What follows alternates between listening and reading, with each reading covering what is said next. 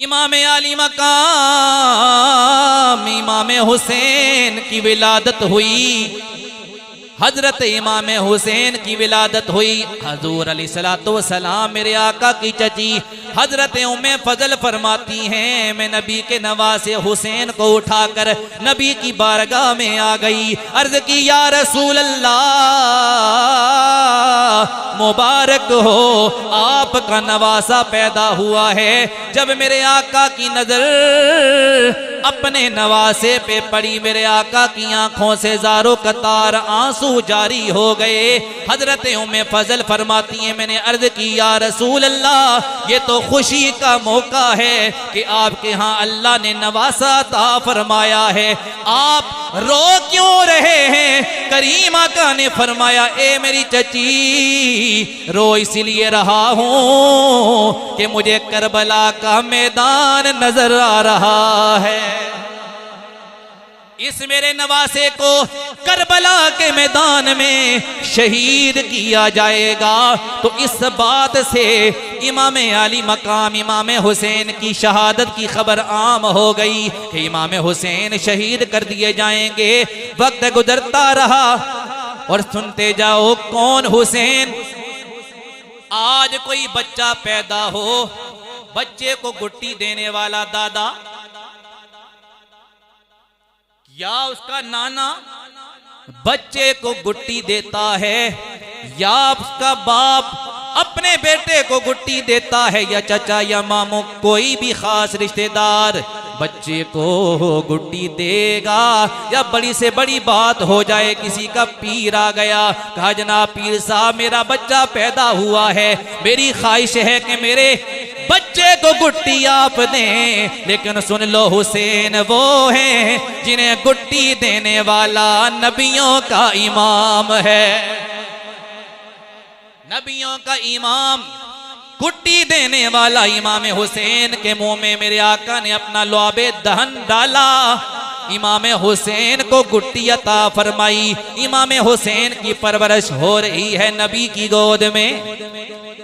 मेरे आका हुसैन को चूमा भी करते थे, सूंगा भी करते थे। या रसूल अल्लाह, चूमना तो समझ आ गया, सूंघना क्या है? इसी तरह इमाम हसन के बारे में भी आका के सहाबा फरमाते हैं, इमाम हसन जब मेरे नबी की बारगाह में आते, मेरे आका इमाम हसन को सीने से लगाते, चूमते, सूंगा करते। इमाम हुसैन आते, उन्हें भी चूमते, उन्हें भी सूंगा करते। इमाम हसन इमाम हुसैन दोनों को मेरे आका चूमते भी थे, सूंघते भी थे। या रसूल अल्लाह, वजह क्या है? इन्हें सूंघ क्यों रहे हैं? आका ने फरमाया, ए मेरे गुलामों सुन लो, ये हसन हुसैन वो हैं जो दुनिया में मेरे फूल हैं। फरमाया, इनमें से मुझे जन्नत की खुशबू आती है। इमाम हुसैन रज़ियल्लाहु ताला अन्हु, आपकी जब आप शान व अज़मत पढ़ेंगे या सुनेंगे, अहादीस पढ़ेंगे, उसमें आपको इमाम हुसैन के साथ इमाम हसन की शान भी नजर आएगी। यानी दोनों का जिक्र आपको एक साथ नजर आएगा। आज लोग इमाम हुसैन का जिक्र करते हैं, इमाम हसन का नहीं करते। मुझे बताएं, क्या इमाम हुसैन नवासा रसूल हैं तो इमाम हसन नहीं है? इमाम हसन भी नवासा रसूल हैं और इमाम हुसैन से बड़े हैं। उम्र के लिहाज से, उस वजह से, अदब व एहतराम के लिहाज से इमाम हुसैन के भी इमाम इमाम हसन है। अब मुझे बताएं, इमाम हुसैन का जिक्र किया जाता है, इमाम हसन का क्यों नहीं? ओ जी जनाब, उन्होंने सुलह कर ली। किससे सुलह की थी जनाब? नबी के सहाबी हज़रत अमीर मुआविया रज़ियल्लाहु ताला अन्हु। तो इसलिए जनाब उनका जिक्र नहीं किया जाता। तो मैंने कहा, वो तुमसे पूछ के सुलह करते? क्या नबी के नवासे को पता नहीं है कि मैंने क्या करना है, क्या नहीं करना? आज के 2 टके के लोग समझाएंगे कि जनाब सुलह करनी चाहिए थी या नहीं करनी चाहिए थी। और वो हजरत अमीर मुआविया रज़ियल्लाहु ताला अन्हु हैं कि जब इमाम हसन और इमाम हुसैन हजरत अमीर मुआविया उनके पास आते, या हजरत अमीर मुआविया इमाम हुसैन के पास जाते, जब इनकी मुलाकात होती तो हजरत अमीर मुआविया रदी अल्लाह ताला अन्हो बेशुमार दिरहम तोहफे के तौर पे इमाम हसन को भी दिया करते थे, इमाम हुसैन को भी दिया करते थे। ये मोहब्बत का आलम था। एक बार 2 लाख रुपए हजरत अमीर मुआविया रदी अल्लाह ताला अन्हो ने इमाम हुसैन को दिए और साथ ही फरमाया कि ये मेरी मोहब्बत का अंदाज है, शायद इस तरह कोई मोहब्बत का इजहार नहीं करेगा जिस तरह मैं आपसे मोहब्बत का इजहार कर रहा हूँ। और फिर उस बात पे हजरत इमाम हसन ने फरमाया कि वाकई जिस तरह आपने मोहब्बत का इजहार किया है इस तरह हर बंदा नहीं करता। हालांकि कोई पैसों की ना लालच हजरत इमाम हसन को थी ना इमाम हुसैन को थी, लेकिन हजरत अमीर मुआविया रदी अल्लाह ताला अन्हु नबी की आल की निस्बत की वजह से इमाम हसन का भी एहतराम किया करते थे, इमाम हुसैन का भी एहतराम किया करते थे। तो इसलिए हमें अकीदा समझना है, इमाम हुसैन भी शान वाले हैं, इमाम हसन भी शान वाले हैं, दोनों की अजमतें हैं, दोनों का जिक्र होना चाहिए। अब सुनिएगा, इसी तरह एक मर्तबा आका खुतबा इरशाद फरमा रहे हैं, खुतबा इरशाद फरमा रहे हैं, और खुतबा देते देते क्या देखा कि इमाम हसन इमाम हुसैन नन्हे नबी के नवासे आ रहे हैं, और क्योंकि बिल्कुल बच्चे थे, बचपन की उम्र है, सही चल भी नहीं सकते थे, उन्होंने दौड़ने की कोशिश की, कभी इधर गिरते कभी उधर गिरते, नबी के नवासे गिरते पड़ते आ रहे हैं। नाना मिंबर पर खुतबा इरशाद फरमा रहे हैं। अब सुनो नबी के नवासों की शान। इमाम अली मकाम इमाम हुसैन इमाम हसन आप गिरते पड़ते आ रहे हैं, मेरे आका खुतबा इरशाद फरमा रहे हैं, मेरे आका ने क्या देखा, मेरे नवासे हसन हुसैन आ रहे हैं और गिरते पड़ते आ रहे हैं, कभी इधर गिरते हैं कभी उधर गिरते हैं। मेरे आका ने जब अपने नवासों को देखा कि वो गिरते पड़ते आ रहे हैं, मेरे आका से रहा ना गया, मेरे आका अपने मिंबर से नीचे उतरे और दोनों को हाथों में उठाया। उसके बाद मेरे आका मिंबर पर जलवागर हुए, अर्ज की मौला तूने सच फरमाया है, औलाद भी बहुत बड़ी आजमाइश है, माल भी बहुत बड़ी आजमाइश है। मैंने जब अपने नवासों को गिरते पड़ते देखा, मुझसे रहा ना गया, इसलिए मैंने खुतबा छोड़ दिया है। अब सुनते जाओ, जो भी खतीब आज मिंबर पे खुतबा देता है, एक खुतबा देकर बैठ जाता है। आपने कभी पूछा कि कारी साहब आप एक खुतबा देकर बैठ जाते हैं, क्या कोई थक जाते हैं? भाई कितने मिनट लगते हैं? 2 मिनट लगते हैं ना एक खुतबा देते हुए, 2 मिनट, दूसरा खुतबा 4 मिनट टोटल लगते हैं। एक खुतबा देकर खतीब बैठ जाता है, वजह क्या है? दूसरा खुतबा भी साथ ही दे देता। एक खुतबा दिया, बैठ गया, फिर उसके बाद थोड़ा वक्फा करके दूसरा खुतबा दिया। वजह क्या है? बारगाह रिसालत से जवाब आता है, मैं खुतबा देते हुए अपने नवासों को देखकर मैंने खुतबा रोका था और बैठा था। 2 खुतबों के दरमियान मेरे रब को वो अदा इतनी पसंद आई है, कयामत तक के लिए हर खतीब के लिए लाजिम हो गया है, जब वो खुतबा देगा, एक खुतबा देकर बैठ जाएगा, फिर दूसरा खुतबा देगा, कोई पूछे वजह क्या है तो जवाब आएगा, अल्लाह को नाने की और नवासों की अदा इतनी पसंद आई है, अल्लाह इस अदा को कयामत तक जारी हो सारी रखना चाहता है। समझ आ रही है आपको बात? जिनके लिए आका ने खुतबा रोक दिया, जिनके लिए आका करीम सल्लल्लाहु अलैहि वसल्लम ने खुतबा रोक दिया, उन हसन हुसैन की शान व अजमत का क्या आलम होगा। और इसी तरह एक मर्तबा इमाम हसन और इमाम हुसैन आ रहे हैं, मेरे आका नमाज पढ़ रहे हैं सजदे की हालत में। इसी दौरान इमाम हसन आ गए, इमाम हुसैन आ गए और दोनों मेरे नबी के कंधों पर सवार होने लगे। और आका करीम सल्लल्लाहु अलैहि वसल्लम ने सोचा कि अगर मैं सर सजदे से उठाऊंगा तो मेरे नवासों को तकलीफ होगी। अब मुझे बताएं, वस्जुद वक्त तरीब, सजदे में बंदा अल्लाह के सबसे ज्यादा करीब होता है, लेकिन सजदे में जाकर भी आका हुसैन को याद कर रहे हैं, हुसैन की तरफ ख्याल है, हसन की तरफ ख्याल है। तो मुझे बताएं, नमाज में हसन और हुसैन का ख्याल आ गया, बस चुद वक्त करीब सजदे की हालत में नबी को उम्मती का ख्याल आ रहा है।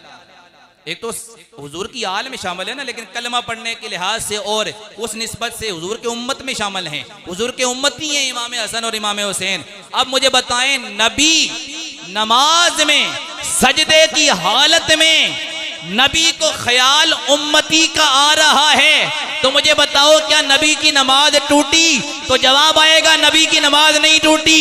अब अपने अकीदे का जुमला सुनो और ऐसी हाथ उठाकर सुभान अल्लाह बोलो, पता लगे नबी के सच्चे गुलाम सुन्नी अपने नबी का जिक्र सुन रहे हैं, नबी की आल का जिक्र सुन रहे हैं। सुनो, अगर नबी नमाज पढ़ रहा हो, नबी को उम्मती का ख्याल आए, नबी की नमाज नहीं टूटती, तो अगर उम्मती को नमाज में नबी का ख्याल आ जाए तो उम्मती की नमाज कैसे टूट सकती है?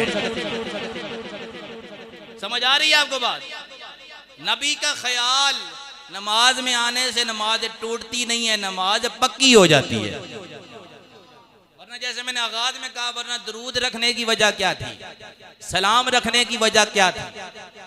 ये सारी चीजें हमें बता रही हैं कि नमाज के अंदर अल्लाह ने अपने प्यारों का जिक्र रख कर बता दिया, उनका जिक्र नमाज में है, ये शिरक नहीं है, ये बिदत नहीं है, बल्कि उनका ख्याल नमाज में आना अल्लाह की इबादत बन जाता है। हुजूर का जब तक नमाज में ख्याल ना आए उस वक्त तक नमाज होती ही नहीं। हमारा अकीदा ये है, क्योंकि देखे ना, दरूद आप पढ़ेंगे तो मोहब्बत से पढ़ेंगे ना, तो मोहब्बत तभी होगी जब तसव्वुर आएगा, ख्याल आएगा। तो जब दरूद पढ़ेंगे ख्याल ना आए नबी का, ये कैसे हो सकता है? तो ये है हमारा अकीदा। तो कौन? हुसैन। सुनते जाइएगा, इमाम हुसैन एक मर्तबा आका के कंधों पर सवार हैं। इसी दौरान हजरत उमर फारूक रदी अल्लाह तआला अन्हु आ गए। पिछले जुमा आपने सुना है ना हजरत अमीरुल मोमिनीन उमर फारूक रदी अल्लाह तआला अन्हु का जिक्र, और कल जो है ना यकम मुहर्रम, वो हजरत उमर फारूक रदी अल्लाह तआला अन्हु का यौम शहादत है। वो मैंने इसलिए आपको पहले बयान कर दिया था, हजरत उमर फारूक रदी अल्लाह तआला अन्हु का यौम शहादत उस हवाले से बयान हो चुका है। तो हजरत उमर फारूक रदी अल्लाह तआला अन्हु आप आए तो क्या देखा कि इमाम हुसैन मेरे नबी के कंधों पर सवार है। तो हजरत उमर फारूक रदी अल्लाह तआला अन्हु ने जब देखा कि इमाम हुसैन हुजूर के कंधों पर सवार हैं, तो हजरत उमर फारूक को बड़ा प्यार आया। आपने प्यार से कहा, निअमल मरकबू, कितनी प्यारी सवारी है, कितनी अच्छी सवारी है। हजरत उमर फारूक रदी अल्लाह तआला अन्हु आपने देखा इमाम हुसैन नबी के कंधों पर सवार हैं। जब ये बात देखी, ये मामला देखा, हजरत उमर फारूक बोल गए, बोल उठे। आपने फरमाया, नेमल मरकबू, कितनी प्यारी सवारी है, कितनी अच्छी सवारी है। ये सुनकर मेरे आका ने फरमाया, ए उमर, तुमने ये तो देख लिया कितनी प्यारी सवारी है, कितनी अच्छी सवारी है, ये भी तो देखो ना। नेमर राकिबू, फरमाया ये भी तो देखो ना, सवारी अच्छी है, तो इस सवारी पर जो सवार है वो सवार कितना अच्छा है। अगर सवारी अच्छी है तो सवारी पर सवार हुसैन कितना प्यारा और अच्छा नजर आ रहा है। मेरा हुसैन बागे, कौन हुसैन? बारगाह रिसालत के फूल का नाम हुसैन है। मेरा हुसैन बागे नबूवत का फूल है, मेरा हुसैन बागे नबूवत का फूल है, मेरा हुसैन बागे नबूवत का फूल है। हैदर की इसमें जान है, खूने बतूल है।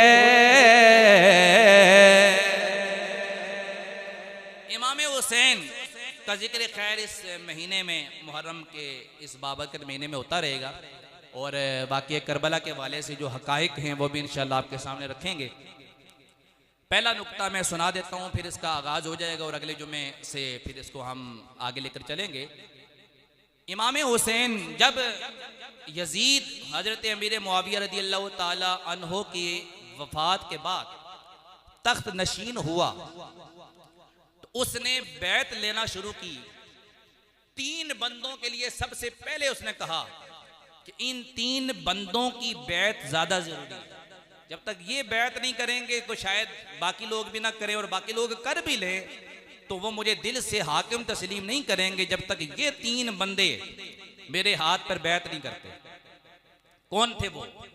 हजरत अब्दुल्ला इब्ने जुबैर, हजरत अब्दुल्ला इब्ने उमर और हजरत इमाम अली मकाम इमाम हुसैन।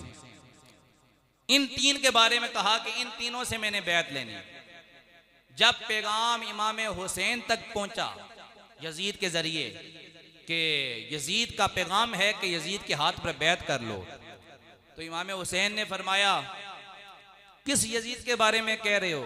जो फासिको फाजिर है, जो शरीयत की हदों को तोड़ने वाला, जो शराब पीने वाला, बदकारी करने वाला, ऐसे बंदे की बैत के लिए कह रहे हो? फरमाया ना, मैं ऐसे फासिको फाजिर के हाथ पर बैत नहीं कर सकता। गोया इमाम हुसैन ने 1400 साल पहले ये अमल करके दुनिया वालों के लिए दलील कायम कर दी। फरमाया फासिको फाजिर के हाथ पर बैत नहीं हो सकती, और जान देकर अपना सारा घराना शहीद करवा कर बता दिया। इमाम हुसैन ने एक बैत का इनकार करके अपना सब कुछ कुर्बान कर दिया, मगर यजीद के हाथ पर बैत नहीं की ताकि दुनिया वालों के लिए दलील बन जाए। अगर फासिको फाजिर के हाथ पर बैत करना जायज होती तो इमाम हुसैन भी करते, लेकिन इमाम हुसैन ने नहीं की। पता ये लगा बैत उसी के हाथ पर होगी जो शरीयत पर अमल करने वाला है।